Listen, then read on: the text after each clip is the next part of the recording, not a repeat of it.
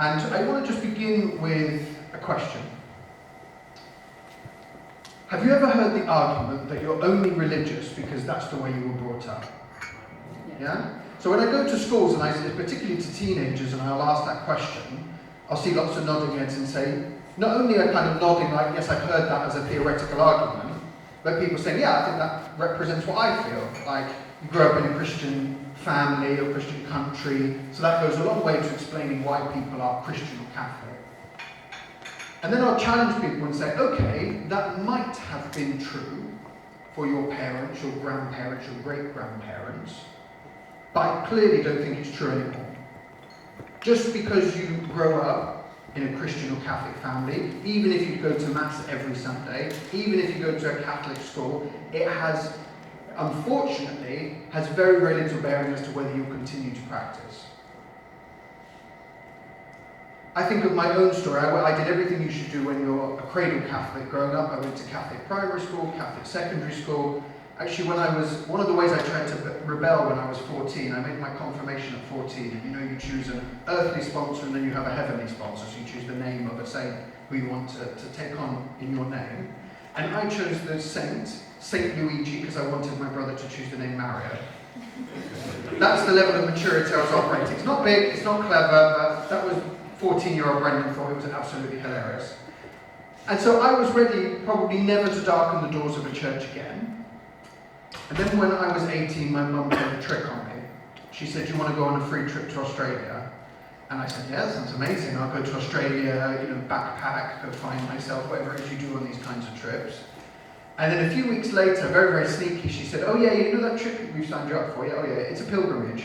I went, oh, that's just my Latin American mother, very sneaky. I said, okay, fine, I can put up with these Jesus people for, like a week or two and still do my own thing. I hadn't quite realised what I'd signed up for. It was called World Youth Day. So if you've never come across it, it's like, so I got to Australia and there was 500,000 young Catholics, and it's like a Catholic music festival, but the Pope is the one who's on the main stage. And I'd never experienced anything like it. So I had grown up, even going to Mass every Sunday, even going to Catholic primary, secondary school, I had Catholicism in a box. But this is what I think Catholicism is. And I was relatively confident about it because I'd grown up going to Mass, so surely I know what the Catholic Church is. And this experience allowed me to challenge the stereotype or the box that I put the church in. So maybe your experience is different if you're a convert, but it's the same. There will have been some breakthrough or a series of little breakthroughs that managed to break something to allow something new to come in, a new and truer vision of the church and of Christ. And so my life really ever since then, when I was 18, the rest of my life is really, a lot of it is centered around the art of communication and evangelization. Because I came back from that experience and I had the great difficulty of trying to explain to people what had happened to me. There's a lovely description of conversion that comes from, if you've never watched it before, The Chosen. It's a multi-series series on the life of Jesus. It's really amazingly made. And there's a description of conversion. So Mary Magdalene is asked about this person she encountered, Jesus, and she said, all I can say is that I was one way, and now I am another, and the thing that happened in between was him. And that was what happened to me. There was this breakthrough of grace mediated by this experience of World Youth Day. But then I had to try and explain to my friends why I was so different and now I was into all this Jesus stuff, kind of, because I'd just been on holiday to Australia. That was kind of strange to lots of my friends. How can I help people see what I see? I thought I had the church figured out, and now I'd seen so differently. How could I have grown up with it and missed so much? And so now with limited language, with my life, in the decisions that I was now making, wanting to take my faith more seriously, how can I help what matters to me? How can I make what matters to me matter to somebody else? That's the challenge of an evangelist. I encountered Catholic Voices a number of years later because I had this desire to want to speak about my faith, to defend the faith, to share the church's story. And I found the insights from Catholic Voices. So I wasn't there when it was founded in 2010. So Pope Benedict was coming on a trip in September 2010, and there was a group of people that got together to train lay Catholics to take the opportunity that would be there on television and radio as a result of the papal visit. There was lots of people. There was a group called Protest the Pope. You had people like Peter Tatchell, Christopher Hitchens, Stephen Fry. And there's some very, very kind of vocal, polemical people speaking against the Pope's visit. And Protest the Pope, this group, they had very reasonable demands, like that the Pope should be arrested when he lands on the shores of the, very reasonable stuff like that. And so there was a lot of fear among Catholics, like, okay, well, this Pope is going to come here and everyone's going to ask me about things, so if we just, grit our teeth and just keep our heads down, everything will just be fine. The founders of Catholic Voices said, this controversy is going to raise questions, and we want to train particularly lay people, and by lay people we mean not priests or bishops or nuns or religious, but any, ordinary men and women from different walks of life, to be able to speak and to take those opportunities, to not be scared of the controversy, but to see it as an opportunity. And all of the training that would provide. It started in the media, but has expanded over the 10 years to include lots of different things. How would you give a talk? How do you do it in ordinary conversation? So what I want to share in this first introductory session really is some of the insights, particularly our key methodology, which is called reframing. And then later on, and it's going to be quite practical workshops, so we'll be asking you to participate in different ways. And then in the second part of our day, so after Mass and lunch, we'll get together in groups and continue to practice the insights here.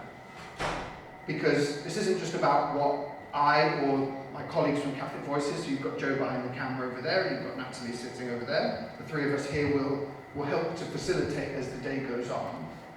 But my dream for you today is in our small time together, that when you are next in a situation where someone says, oh, you're Catholic, why does the church believe X, Y, and Z, and you're expected to be the fountain of all Catholic wisdom, and you're thinking, I know what I believe, but I find it a bit awkward, or I don't know quite how to do it or how to say it. That I would love just the small opportunity you've got today to make you feel more confident and more ready for that situation. Whatever it looks like, it can look like a number of different ways. And really we take as our manifesto at Catholic Voices a vision from St. John Henry Newman, because Benedict, way back in 2010, was coming to make Cardinal Newman a blessed. He was beatifying him, which he did at Cofton Park in Birmingham.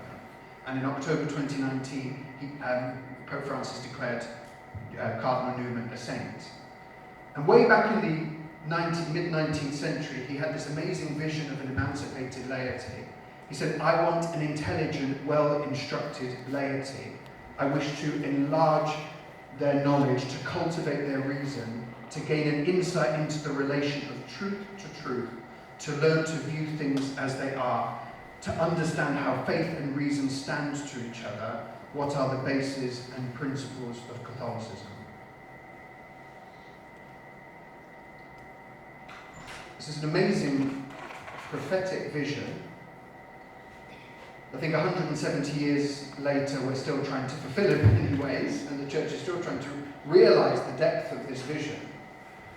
And Catholic Voices has, for me, been a gift in my life that's helped me to grow in confidence as a sharer of the Church's story, and I want to share something of that with you today.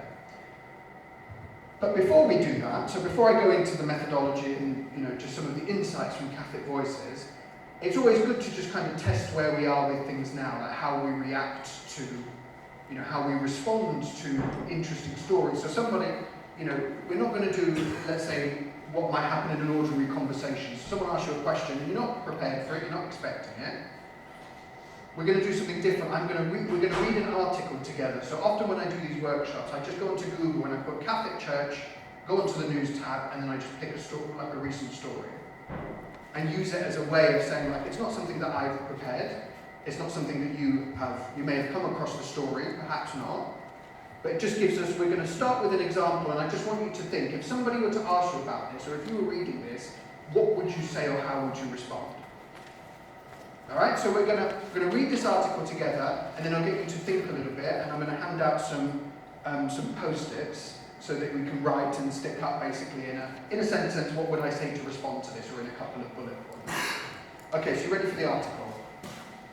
All right, so So this is the outer body, because the NSS, which is the National Secular Society, so this story is from late September, it says NSS, National Secular Society, welcomes faith schools cutting ties with the Catholic Church. Well, the National Secular Society would, wouldn't it? Right, so let's get the story. So now, if you've got pen and paper, or if you're doing it more analog note taking, or if you want to take notes on your phone, you might want to take keywords or phrases or ways of just remembering. If you need a pen, Natalie, maybe if people need pens, unfortunately I haven't got little notebooks or anything, but you might want to take little notes just to kind of think, but we will give you a post-it as well in a minute, and we'll start handing those out as well. So we'll read this together. So an independent faith school, and apologies if you're at the back and you can't really see it, but I'll read it out to you so you can just get a sense of it. An independent faith school is cutting its links with the Catholic Church to become more inclusive, relevant and appealing. Prior Park College in Bath, pictured in the last slide, has decided to sever its 200-year-old connection with the Catholic Church with almost unanimous support from parents. The decision follows the school being put under increased pressure to impose more Catholicism in school life. Prior Park's pupils have also become more diverse over the years, and fewer than 20% are Catholic. According to the headmaster, Prior Park has been contacted by other independent Catholic schools to ask for guidance and support in changing their religious designation. The school will retain a Christian designation, but will no longer be constrained by the Catholic Church. It's a fascinating choice of language, isn't it? To be constrained by the Catholic Church anymore. Quote from the headmaster, "We pride ourselves on not proselytizing our young people." Headmaster Ben Horan said that the school made the decision in order to remain relevant and attractive to prospective families, and that removing constraints imposed by the Catholic Church would allow the school to stay competitive amid unprecedented challenges in the sector. He said many parents had expressed frustration over the restrictive nature of being a Catholic school and the limited educational choices and outcomes that come with that. Catholic schools routinely compel all children to sit religious study GCSEs. In addition to inspections by Ofsted, or the Independent School Inspectorate, faith schools are subject to religiosity inspections from their religious, I have to check that language, really strange language, religiosity inspections from their religious governing body. At state-funded faith schools, these inspections are paid for with public money. Prior Park's most recent inspection by the Catholic Schools Inspectorate said that the school required improvement in its effectiveness in providing Catholic education. Last one, it is said that the school should strengthen the centrality of Christ in the daily experience of staff and students and ensure full, active and conscious participation by pupils in prayer and worship.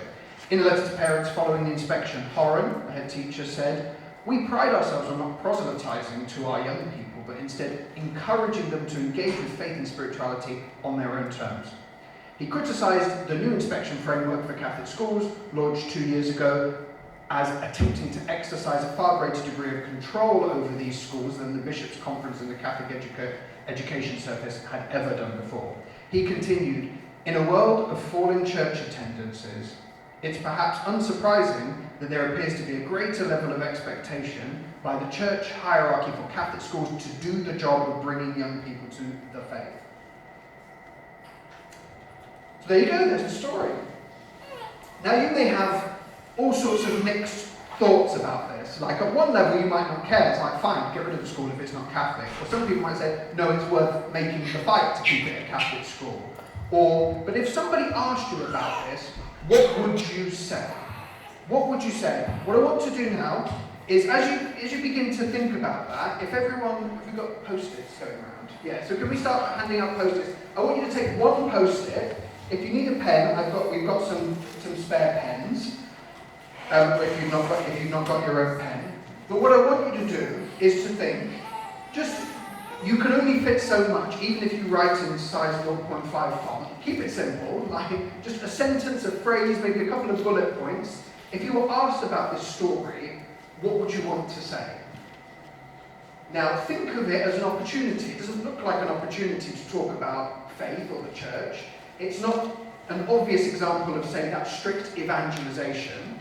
So, being able to declare the lordship of Jesus, to be able to proclaim Christ's death, his resurrection, the Paschal mystery, but it might be an opportunity to do what you might call pre-evangelization. So it means removing some of those stumbling blocks that stop people from being able to receive that message of Jesus. So how might this be an opportunity? What would you say if this came up in conversation, or you were asked to make a social media post or an article about it? What would your main points be? What would you want to say in a sentence or in a couple of bullet points? So I'm just going to give a couple of minutes, and when you've written down on your post-it, will you come and stick it up here, because I'd love to see. So do write clearly and legibly. Unless you're really embarrassed and you don't know what to say, you're just kind of scrolling, so I hope you can't read this. But no, so write clearly, write legibly, just in a sentence or a couple of bullet points. What would you say in reaction to this? What is your reaction? Any messages that you might have in reaction to this article? Everybody, let's get a sense of what people are saying. So this is like, so what would you say, please? Thank you very much. Right, so apologies if I don't say your thing, so I'm just going to take a kind of random sample of things just to kind of get a sense of what the room is feeling. Okay, so this one says, let Catholic schools be Catholic. Having non-Catholic staff might have had a negative impact. By giving up tradition, then we lose our culture and being able to speak the truth, or recognising an attack on those with faith. Needing new opportunities to evangelise with the support of church teaching provided by the church using local community teachers.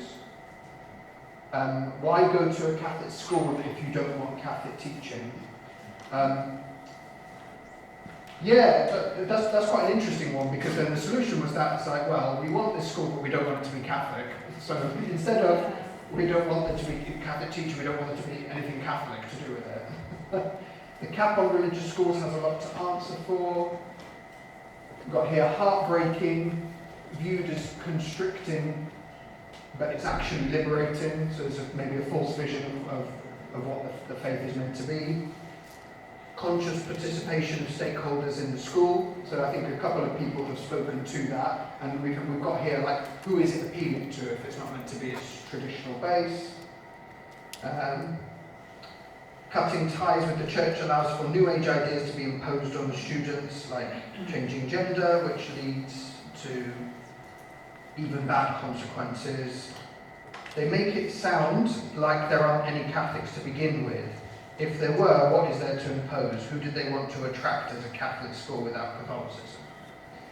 Okay, so some really fascinating insights. And what I want to do is I want to leave that up there. You may remember where you put your thing later, but just, it's good to kind of have a sense of what our instincts are, like our kind of gut reactions to a story that, in a way, like, it's a kind of silly story in a way. Like, you know, here one day, gone the next. Most of us have not got a stake or an investment in this and may not be asked about it, but it's illustrative to help us to see what's our natural reaction or inclination to this. So what I want to do now really is to just walk you through the Catholic Voices method, because then we'll look at this story again at the end and see whether it helps to shape or colour the way in which you would view this story or stories like it, and how you might want to communicate. So now we're going to just take and I'm going to pause at various moments, but I'm just going to give you the gift that was given to me by Catholic Voices, which was a chance to reflect on the way that we communicate as Catholics. Because we're expected to communicate all the time, not just as Catholics, but we communicate all the time. But actually there's very few venues or spaces that allow you to reflect on that and to think about it and to receive training. So let's spend some time doing that. So our big idea is something called reframing. So you may have come across the concept of reframing, so like to reframe the idea, you may have heard in a very general sense. When it's used in a secular context or non-religious context, what it often means is kind of like what you see politicians do on the media, which is, I'm asked a question, like let's say about my, gifts that I've received from, public donors or something. So I'm a politician, I've received public gifts. That ideological ground is not particularly conducive to maintaining my reputation. So what I'm going to do is I'm going to reframe, I go to a different space, ideologically, and go and talk about that, says, okay, well, people don't care about the gifts that people give me. What people really care about is they care about the budget and stuff. So you can see that there's just a kind of like pivoting, or what they call spin. Now, even though it uses the same words, this idea of reframing, when the founders of Catholic Voices put it together, used that language but infused it with the light of the gospel, I would say. Made it do something different. So rather than just something where it's like you're trying to avoid, it's trying to use it as a tool to get to the truth of something. And to challenge us to become more virtuous communicators. That's what it's been for me. So what I'm going to do is I'm going to walk through this 3-stage process. We'll use examples as we go along. We'll go back to our example at the end that we used with the school. And then you'll have a chance to try it with different articles later in the latter part of the day. Does that all sound okay? Okay, good. Right, so let's start with the idea of a frame. So a frame is really just a picture, and I don't mean a literal picture, but I mean your mind makes shortcuts. So when you hear something, you hear like people from the north. Alright, that's just in my mind at all. Like when you think of somebody who's northern, without me telling you to, you have all sorts of maybe stereotypes, assumptions, I'm sure they're all positive, that come to mind, and you're not choosing to have those associations. So maybe they're positive, maybe they're negative. Maybe you've only ever met people from the north who bully you, so you might actually have a quite negative impression or interpretation of people from the north. I'm sorry for you that you've only met that. I've only ever met nice people from the north. Now, when it comes to this picture, we create these pictures all the time about different topics, let's say. Whatever it is, our minds make shortcuts. So our memories, our assumptions, our experience make us feel or think about a given topic in a particular way. So now let's take this when we think about the church. Another way of thinking about a frame is like, what's the picture my mind paints when a topic comes up? And here, like, so you think of a literal, like the frame here. So when somebody, like a Van Gogh painting of something, like Starry Night by Van Gogh, it's the artist's interpretation of it. It's not meant to be, it's not a literal image of what it's seen, it's his interpretation. So much art, you look at it and it tells you so much more about the artist and the culture that they're in. So something like this happens in our mind. When we speak out of these pictures or these images we have of things, and those pictures are painted with our memories, our assumptions, our experiences, and what people say can tell you a lot about how that picture's been painted, what memories that they've got, what's missing from that picture. So really it's another way of asking the frame is beginning with the other person and the way that they see the world. So when I say the word church, if you are a Catholic and you've got lots of positive memories, assumption of experiences, the picture that your mind makes, again not a literal picture, but the picture that your mind makes is quite a positive one. You think of that parish priest or that religious sister who's been a real comfort and a real strength to you. You think of those people in your parish. You think of the way that the church serves the poor. All these things might flood into your mind without even thinking. What's the picture, would you say, of somebody who's non-Catholic? Like we're thinking about people who disagree with us, because those are the people we want to reach, right? So what's the picture do you think that they have of the church? What are they saying? How do they see Catholicism? So if you say to them, the church, or the Catholic Church, what's the kind of picture that people have of the church if they're not Catholic? Lots of rules, okay. Catholics, I love their rules. Mind control, guilt inducing. Mind control, guilt inducing. So we love rules and we love to control your mind, yeah? Here. Hypocrisy. Oh, sorry, here in the front and then afterwards. Rigid. Rigid, yeah. So. Hypocrisy. Pardon? Hypocrisy. Hypocrisy, yeah, over there. More concerned about wealth and just concerned yourself rather than actually. Yeah, love the wealth. So we want to have lots of money while we're controlling your minds, yeah. It's a bit of a sticky one, but I find it a lot. Paedophilia, yeah. So we're just like protecting abusers rather than victims, yeah. Demonstrations. Pardon? Demonstrations. Demonstrations? Pro-life demonstrations. Oh yeah, right. So angry people who hate other people, yeah. Idol worship. Idol worshippers, yeah. Corrupt hierarchy. Corrupt hierarchy, yeah. Boring. Boring. You guys are a bit too good at this. Boring is well. Boring times 2, yeah. Pious, like those holy ones, yeah. Old and not going with the times, yeah? Regularly just old people going to church rather than young people. Yeah, just elderly. Right, you're enjoying this a bit too much. I'm going to So good, so that's a quite negative picture. If it was a painting, it'd be quite dark and black. You know, Catholics are the people who want to control your mind while they steal your money, while they're out on protest hating you, and they're very old, so they're doing it very slowly as Zimmer frame as they come towards you, right? So let's say a picture. Now that's a kind of, I'm conflating all of that together. But let's say it's a good way of saying what are they saying. We want to think of the image that they have of the church. There's a wonderful quote from the late American Archbishop Fulton Sheen, who said, "There are not 100 people who hate the Catholic Church, but there are millions who hate what they think the Catholic Church is." So that's the think, it's that image, that's an image of their own creation. Some of it might correspond to some reality. So for example, like if they're quite negative about corruption, yeah, there are corrupt people in the, there are people who have done a huge corruption within the church. So there can be true parts of that picture. But often, especially if we disagree with them and we don't see the same, so I will see a different picture and they see a different picture. So it's about how do we try and begin to have a conversation about what this looks like? How do we begin to try and have any dialogue whatsoever, or for me to show you, somehow for you to be able to see the picture that I see, with language to help you to see what I see. That's the challenge that we have when we're trying to evangelize. So the frame, Aquinas said that to love is to will the good of the other as other. So beginning with the frame is really starting with that person's point of view, seeing it as they see it. That's really, really important. And it's also important to see it as they see it in their language, not the way we would say, like, oh yes, of course they're wrong to think we're old and stuff. So no, if they are saying it in that language, we want to be challenged by that. One way of bringing all of these together, I found it as a kind of, let's call it an archetypal frame. It goes something along the lines of this. The church cares more about itself, its image, its reputation, than it does about people. Does that sound familiar?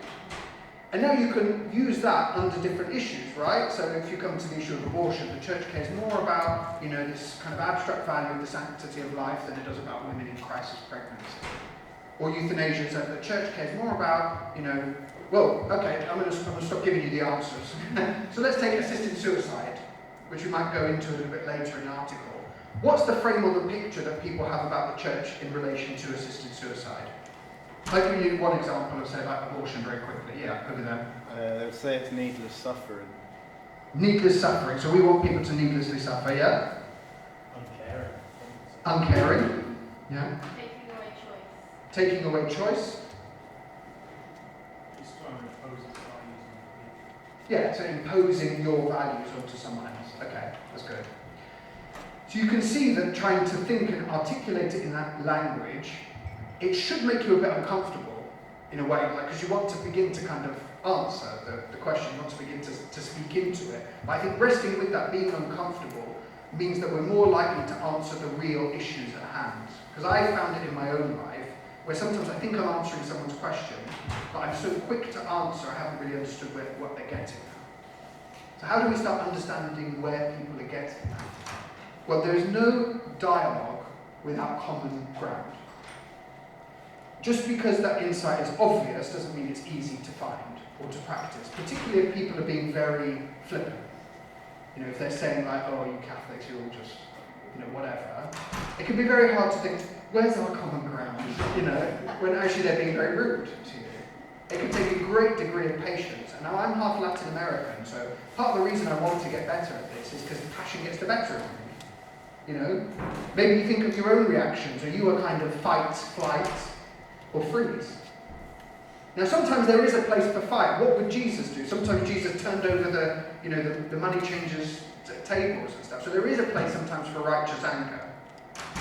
And if some of you will be nodding vigorously, going, yeah. You're the people who need to fight slightly less. And then flight. Actually, when Jesus was in his hometown of Nazareth, he proclaimed from the scroll of Isaiah. They accused him of blasphemy, took him to the edge of the hill, and they were going to stone him, and Jesus legged it.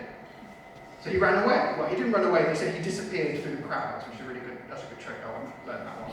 But maybe that's more close to your reaction, which is like, I just want to shy away from. to withdraw. And maybe sometimes, if that's your particular temptation, you need the encouragement to be a bit bolder. The only thing you probably don't want to do is freeze. There were times where Jesus was intentionally silent, like in front of Pontius Pilate, but Jesus, I would say, there's no example in the Gospels where he froze. So, like the Pharisees ask him a question, and it's like, I'm just still enough, maybe they'll just leave me alone. So maybe that's the only one you don't want to do.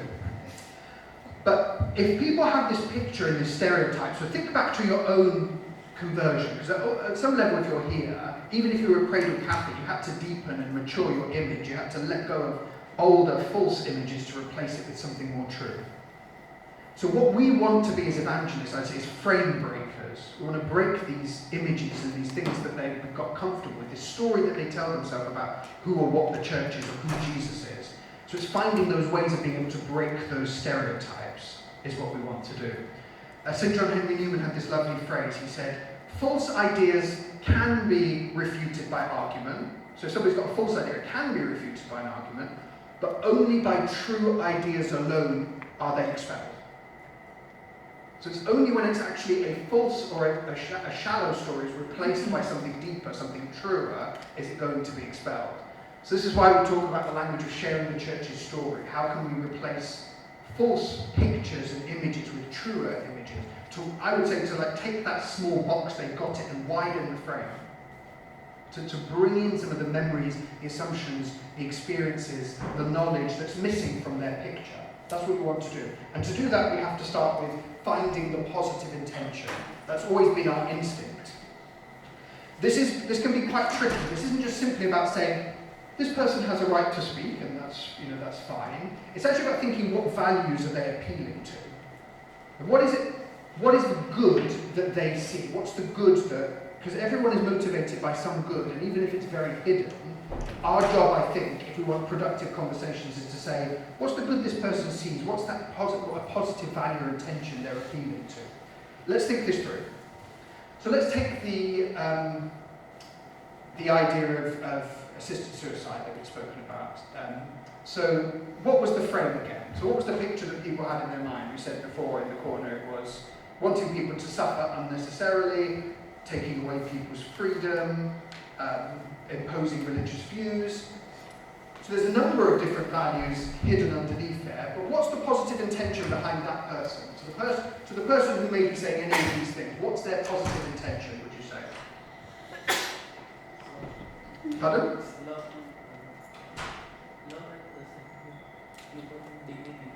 Human dignity? Okay, so there might be appealing in a roundabout way to human dignity, yeah? When you have someone close to you suffering, you kind of want to take that suffering away from them? Yeah, so to alleviate suffering. So if the frame or the picture is, you Catholics, you want to cause people unnecessary suffering, the positive, the value that they want is to alleviate suffering. Now, is that a value that do you agree with that as Catholics, is that we want to alleviate suffering? Yes. I'm not that convinced. I suppose I quite like people suffering. Okay, let's take another example, right? So we talked about the clerical abuse crisis, okay? So like paedophile priests. What's the frame? Let's start with that. What's the picture that people would see who are not Catholic, who would be criticising the church? What's the picture they see? You don't always know, but you sometimes just take a guess. Yeah, at the back. Hypocrisy, yeah? Cover up.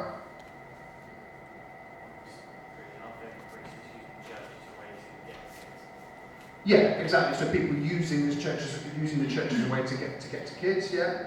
Abuse of power. Abuse of power. But it's immoral and illegal for anyone who's whether they're Catholic or not. Yeah. Yeah, so bear in mind that when we're doing this, we're trying to look at it from their perspective. So because you're a Catholic and it's uncomfortable to do it, you just put it very, very neutrally. Like, oh, well, it is, everyone will think it was wrong.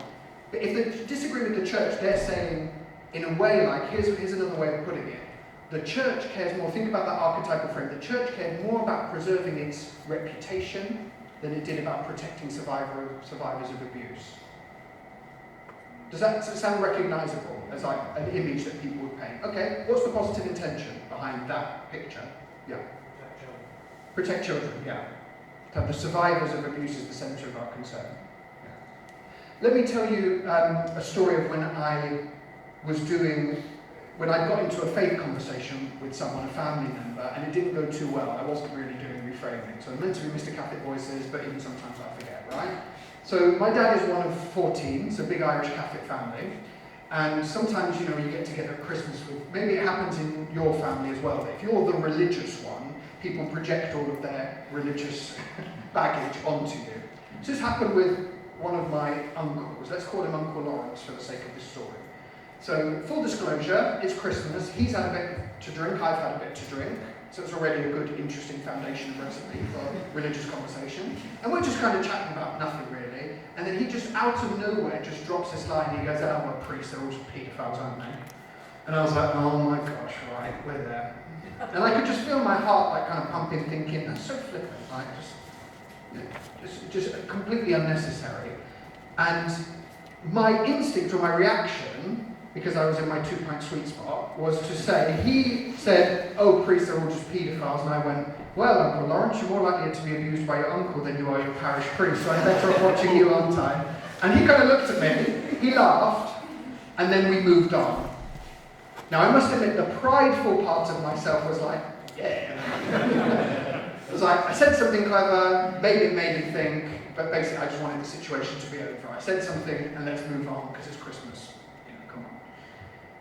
And sometimes you have those encounters, and sometimes they just stay with you, or you think about something, you mull something over it. It was like that scenario was like a pebble in my shoe. I just kept thinking about it, but yeah, all right, I said something, a bit snarky, a bit clever, maybe it was the right thing to say, who knows? Like, I thought, what was he left with any different impression? Was there anything I could have said in that moment? Was that even the right moment? So I had all of this discernment and these questions that I was thinking, trying to think about my own motivations, intentions.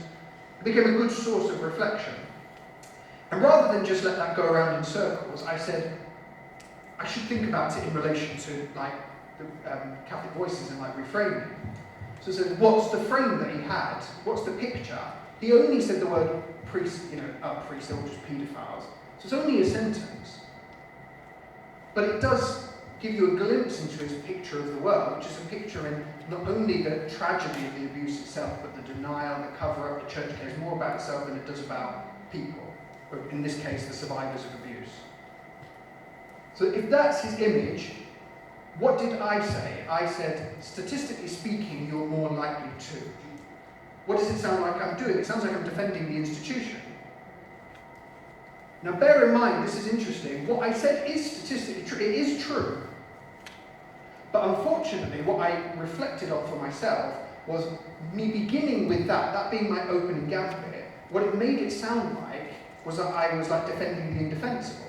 Or I was confirming the stereotype that he had, because he had the stereotype, right? That the church cares more about itself and its image and its reputation than it does about survivors.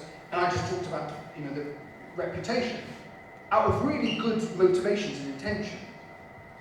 And I thought, well, actually, if the positive intention was thinking about the survivors of abuse, maybe I should begin there instead, or should have begun there instead. Maybe that wasn't the right situation to do it, but that's where ideally I would like to begin.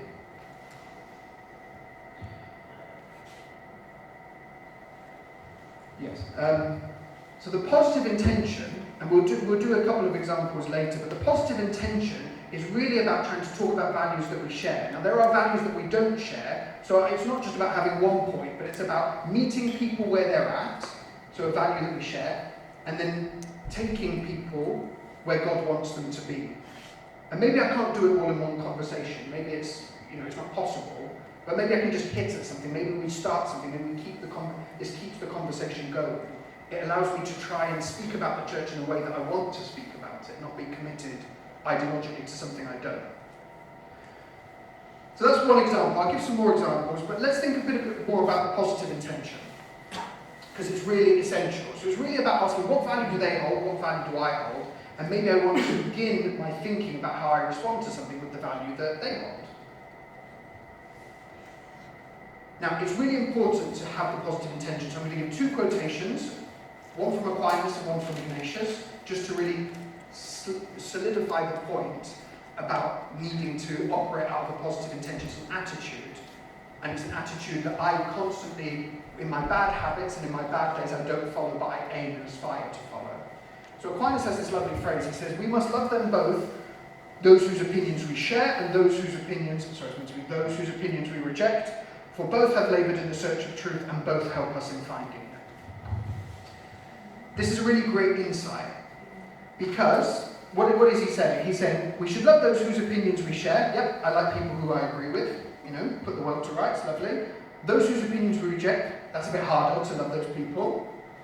But he's saying we should love those people because both have laboured in the search of truth. So it's almost like that saying, I'm beginning by thinking this person is going after some good. As they see it. I may not see it in the same way. They may be missing things from the way that they're looking at a particular value, let's say. But we want to, if I recognise in my moments where I'm just being, hit with something, if I just remember, like, this person's trying to go after the truth, maybe in a moment will stop me from saying something I regret, or just reacting to it emotionally because I've been caught off guard. So they're labouring in the search of truth. So that's like finding the positive value as a way of living that out. Both help us in finding it. Listening to people who agree with us is a great way of being built up, right? It's great coming to gatherings like this where you meet other Catholics, and you need it because being a Catholic in the UK can be so lonely. But also, those whose opinions we reject, they can help us to find it. I've often become a better evangelist because of my atheist brother, and because of the questions that he asks, and it just turns over in my mind, it makes me think more and more, and it challenges me to want to be more, and to do more, and to say more, to be a better witness, to be a better Catholic. And, I still pray for him. The recent progress was, like recently he said to me, oh, well, Brenden, I'd probably now say I'm a Catholic atheist. And I was like, there's a distinction without difference. Like, okay, you think that's some huge move, or whatever. But, for him, there's obviously, how can I keep this conversation going? Because it can be the hardest with people who are closest to us, right? So both are looking for truth, both help us finding it. And also a lovely insight from St. Ignatius, lovely to say, in a place founded by the Jesuits. It comes from the spiritual exercises, and it's called the presupposition. So it goes like this. Ignatius says, let it be presupposed that every good Christian ought to be more eager to put a good interpretation on a neighbour's statement than to condemn it. How much digital bloodshed would be spared if before people commenting on things thought, I'm going to try and put a good interpretation on what this person's doing, I'm going to be trying to shed light, not heat. If even just for ourselves, if I can't affect other people, but if only I can affect myself and the contribution I make into the world, if I hate the kind of public discourse that goes on, I hate polarisation, I hate the low quality of things, then I have to be the one to grow. I can transform the world around me, the culture, to influence in the measure that I'm transformed. And so this method is really an invitation to transformation in the way that we communicate. So positive intention. So when it comes to now thinking about what we want to communicate, when we want to speak, it really reveals two questions. One, which is, what do I need to know? So actually when I think about these issues, so I'm thinking about like the clerical abuse crisis. Let's go back to that issue. Let me go through my own thinking on this, right? So I went back to my uncle a few months later, this Uncle Lawrence, and I said, I've been thinking about it. Do you remember we had this conversation at Christmas about this? And he went, no, I don't remember. I said, okay, well, let me remind you. This is the conversation we had, and I just wanted to say, actually, I'm sorry because I came across in a way I didn't want to come across. Actually, as a Catholic, I'm really heartbroken about the suffering, not the tragedy, not only of the abuse itself, but how that tragedy has been compounded by the cover-up, the denial. And as a Catholic, I want to see change from within. And he kind of got surprised, and it opened up a much more fruitful conversation. And he revealed, this isn't always the case, but for him personally, he had suffered abuse, not at the hands of a priest, but he'd suffered childhood abuse. And so for him, people often wound in the way that they're wounded. So he was speaking out of that. Now, that's not going to be true for everybody. Just because somebody brings up an issue, they might not have personal experience of it. But they may well know somebody, or have those experiences of others that they've heard the dramatic scenarios in their mind. So wanting to speak there. So that's where I would always begin now. Because if the positive intention is that survivors of abuse should be the centre of our concern, that's where I will always begin. But I want to build from there. So my second point where I might want to go in the conversation afterwards. It's not like I've got a script in my head. It's more like, if I wanted to take someone on a journey, how might I do it? I just think of 3 very simple points. One is, I'm heartbroken, is number 1. I just sum it up in a word. The second is that I'm hopeful. Why would I be hopeful? I'm hopeful because there is still more to be done, so we're reforming, not reformed. It's not past tense, it needs to keep happening, and we need to continue to be vigilant. But I'm hopeful because things have happened. But in order to know what's happened, what do I need to know? I need to go and investigate. If this is an issue that comes up again and again, so it might not be this issue, but let's say it's quite topical, assisted suicide. What does the church teach on it? What are people saying out there? What would I say about it? So I need to learn and do some homework on this to be able to know. So I would say heartbroken, reforming, not reformed, or hopeful because of the things that are happening. And then the third point, I might even use as a third point saying, this isn't just a problem in the church, it's been a problem for the whole of society. So it's in society's interest for the church to really reform on this. Now, can you notice that what sounded like, if I put that point about, this was a problem for the whole of society, if I put it at the start, it sounds defensive. If I have it at the end as point number 3, it just sounds like I'm continuing to widen the frame of reference. The placement of it really matters. So I can start thinking, how do I continue to just meet people where they're at, and then take people on a journey intellectually, thinking through this. And I may never in a conversation, because it might be raw to somebody, I might not ever get past point number 1. But that's okay. Sometimes it's better to be heard on that point, and then we're disagreeing for the right reasons rather than the wrong reasons. So rather than a picture of me being that you actually want the church to cover up abuse, if they realise, oh no, you don't, and you want to see reform happen, and you seem to think that there are things that have happened, they may not think enough has happened, and maybe they're right. But at least if we still disagree, we're disagreeing based on a more accurate picture. They can see a little bit of what I'm trying to do, because I took the trouble of trying to understand where they're coming from. So this is the reframing method in a nutshell. Let's apply it to our story just before we go on to a break. Because what we'll do is that when we go into our small groups, you'll basically be trying to. So you'll have a bit of a break, then mass, then lunch, and then you'll be like, what was it again? Frame, positive intention, reframe. So we're just trying to practice it. Not because we'll be able to get it straight away, but because we want to try and begin to apply it to think, what does this look like? How might we do it? So let's think about our story again. What's the frame? Let's look at it a different way. This wasn't the way maybe your mind was thinking about this issue. But what are the frames? And sometimes it's, the picture is complicated. It's not just like one particular thing. There's a mixture of things. What's the image that either the writer of this article or the head teacher of the school has about the church or Catholicism? What's the picture that the story tells? Yeah. Primarily with a big positioning restriction, they see here that what the church's guidance is hard restriction and control. Yeah. So there's loads of language about they want to remain relevant, but it's because the school, the image of Catholicism here is one of constriction and these inspections and control. Yeah. Any other frames or anything else to add to that picture? Society has changed, but the church hasn't. Yeah, so they want to stay part of this, relevant, inclusive society that's very pluralistic, and the church is wanting them to get stuck in the dark ages, whatever.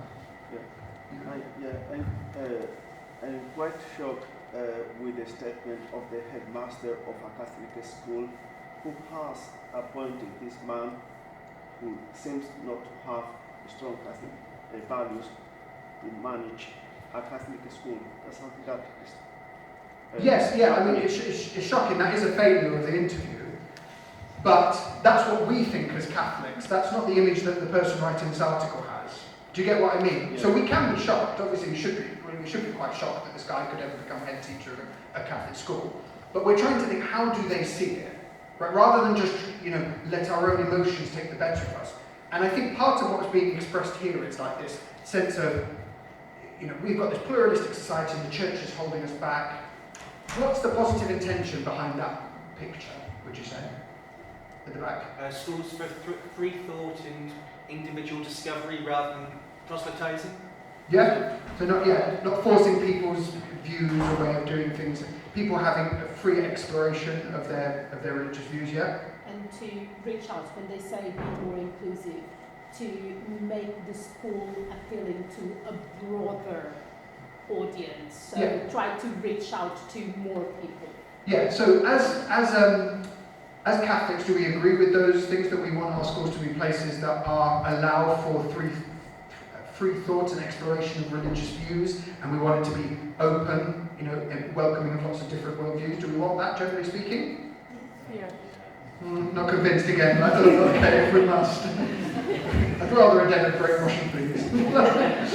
Now, that's part of the story. So where I might want to begin my communication is to say, well, why were these, I might want to begin actually by saying we reject proselytizing.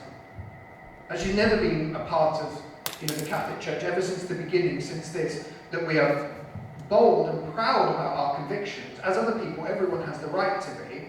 But this article in one sense is right, to say that a vision where things are constricting and there's proselytizing, i.e. forcing people against their will, brainwashing, I reject that as a Catholic. I don't want to see that.